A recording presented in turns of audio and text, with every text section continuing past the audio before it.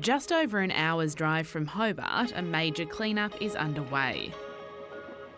There's a lot of fencing gone, roads damaged, some levee banks all washed out, a lot of debris. This is the first time Brett Gleeson has been able to survey his 2,000-acre property since flooding started on the weekend. When we visited the farm on Tuesday, Brett, his partner and daughter had been stranded in their home for 3 days. We're 90% down the bottom of the property. It was 90% covered in water. So, yeah, I've never seen that before in my time being here. Now they're free, he's estimating up to $100,000 worth of damage to his property, roads and fences. It is very disheartening, and you clean things up and you're on edge every time you get a lot of rain, and that's the joys of living where we live.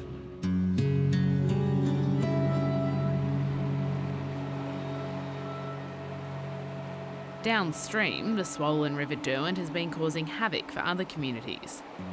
Flood levels hit a record high of more than 8 metres below Meadowbank Dam on Monday.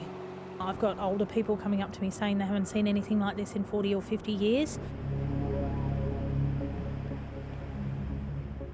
Successive cold fronts brought destructive winds to much of Tasmania over the weekend and early in the week, damaging properties, leaving thousands without power and resulting in hundreds of calls for assistance.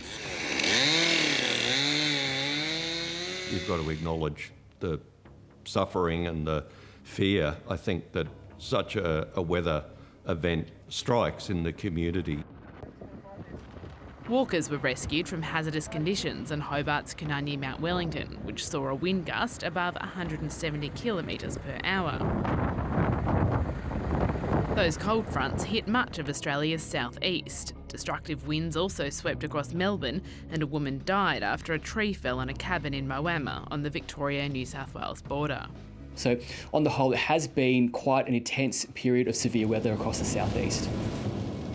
I'm standing here on the banks of the Derwent, which has been flooding after days and days of rain and high winds. You can see behind me we've even got entire trees floating past. And it's strange to think that this is going on in Tasmania, while in other parts of the country they're dealing with completely different extremes.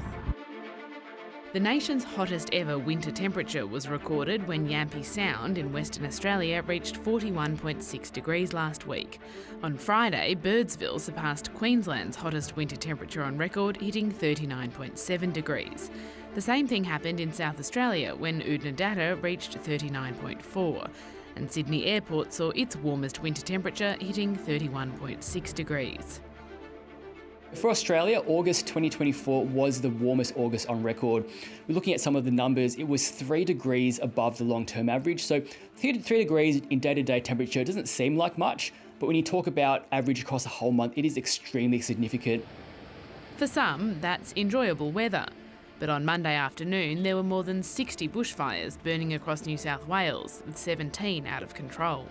We're seeing this early start to the fire season in New South Wales. That's like gulp.